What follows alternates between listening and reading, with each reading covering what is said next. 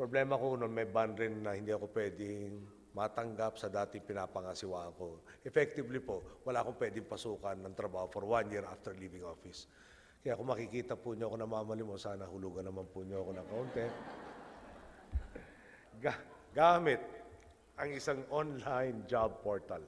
Matutugunan po natin ang job and skill mismatch at magiging mas mabilis na rin po ang pagkuha ng dole sa mga mahalagang detalye na kapwa kailangan ng mga employer at mga aplikante.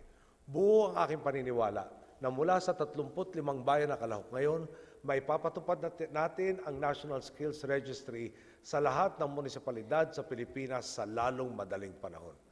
Kaya naman inaasahan ko ang disiplina, dedikasyon at wastong pananaw mula sa ating mga local chief executives at PESO managers.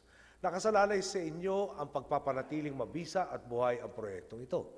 Mahalaga din po ang National Skill Registry sa epektibong pagpapatupad ng Emergency Employment Program na muli nating bubuhayin. Gaya ng ipinangako ko sa aking inaugural address, ang tinutukoy ko na emergency employment ay hindi lamang yaong mga trabaho na nalikha tuwing magkakaroon ng mga krisis o kalamidad. Bagamat ang mga ito ay kasama, mas bibigyan natin ang pansin ang mga temporary jobs na maaaring malikha ng ating mga itatayong infrastruktura sa komunidad. Kung may ipapatayong infrastruktura sa isang pamayanan, kalahati po sa makukunin nilang trabador at 30% ng skilled workers na kakailanganin ng kontraktor ay manggagaling dapat mismo sa komunidad. Sa madaling salita, bibigyan lakas po natin ang ating mga mamamayan hindi lang sa pagkakaroon ng ikabubuhay, kundi maging sa diretsang pakikiisa nila sa pagsulong ng kanilang lokalidad. Hindi ho yata okay sa inyo yan.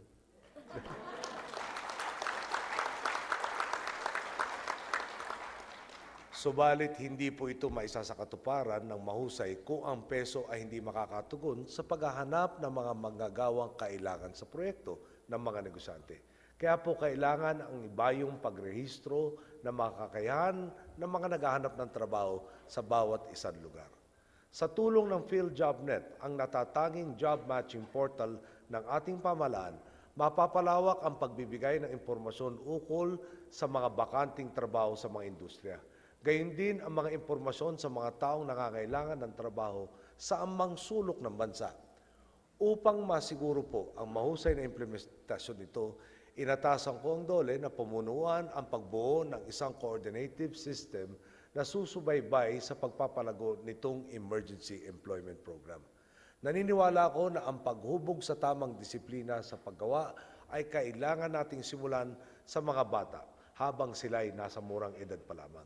Kailangan pag-aralan ng DepEd, DOLE at PRC kung paano maipapatupad ang pagbibigay ng maayos na career guidance sa mga estudyante upang mabigyan sila ng tamang gabay sa pagpili ng kanilang papasuking bokasyon.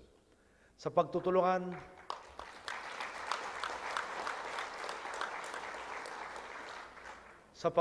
ng TESDA-CHED, rerepasuhin din po natin ang ating curriculum upang maging akma ang pagsasanay at kakayahan na hinahanap ng mga industriya. Batid ko rin po ang kahinaan ng PESO Act of 1990. Ang kakulungan nito, inaatasan ko po si Secretary Baldos na isama ang PESO Act sa gagawing recodification ng ating labor code.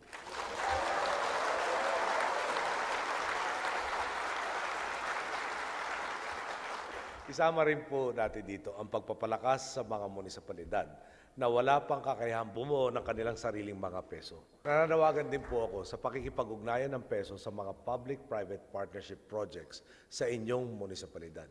Kasama ko rin pong hinihikayat ang ating LGUs sa pagpapabilis sa proseso ng papeles para sa mga gustong magnegosyo sa kanilang komunidad. Alam mo nyo, yung Manila North Road, yung Manila North Tollways, kung tutusin pala, 10 taon ho yung para gawin. Bakit umabot na 10 taon? 8 taon yung paghahanap ng lahat ng lisensya, environmental impact, at kung ano pa hong hiningi ng pamahalaan. 2 taon ho para ginawa. Di ba parang kami ho, inaambisyon namin, 6 na buwan na lang yung reglementary period. Kung matino yung proyekto nyo, dapat umpisahan sa lalong madaling panahon. Huwag po natin ulit pahirapan ang mga nais tumulong sa ating bayan. wala naman pong iba magsusulong sa ating kaunlaran kung hindi tayo mismo, di ba? Kapuri-puri din po ang mga proyekto ng DOLE na nakatuon sa pagpapabuti sa sistema ng pagtatrabaho sa bansa. Isang magandang halimbawa ang ugnayang binabalangkas ng DOLE kasama ang mga foreign chambers at tripartite partners upang itaguyod ang industry self-regulation through a voluntary code of good practices bilang isang mekanismo upang mapaganda ang kalakaran ng ating pumerkado. Kanila ring pinagtibay ang 30-day conciliation mediation sa lahat ng kasong inahain sa kanila.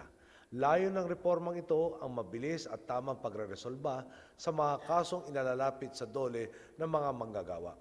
Upang mabantayan at labanan ang katiwalian, nilikha din nila ang National Efficiency and Integrity Board sa ilalim ng Tripartite Industrial Peace Council.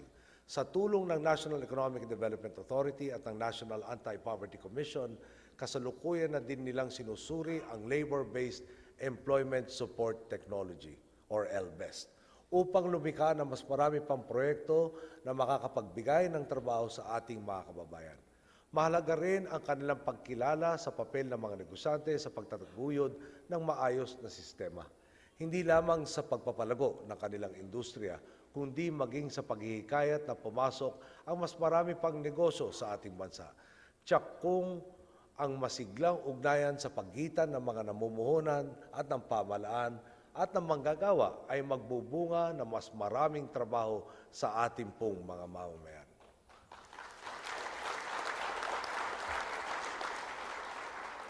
Na siya naman pong siguradong tatapos sa suliranin natin sa kahirapan. Marami pa po tayong kailangan gawin. Marami pa rin po sa atin ang hindi nabibigyan ng pagkakataong makaahon sa kahirapan.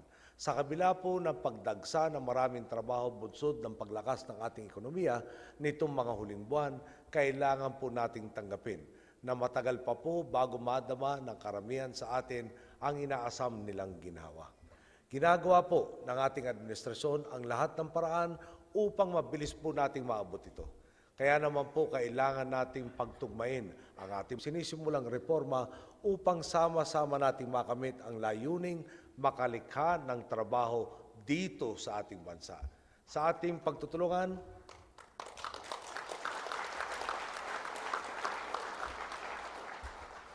umaasa akong hindi na kakailanganin ng ating mga kababayan na mag-ibang bansa para buhayin ang kanilang pamilya. Bigyan lakas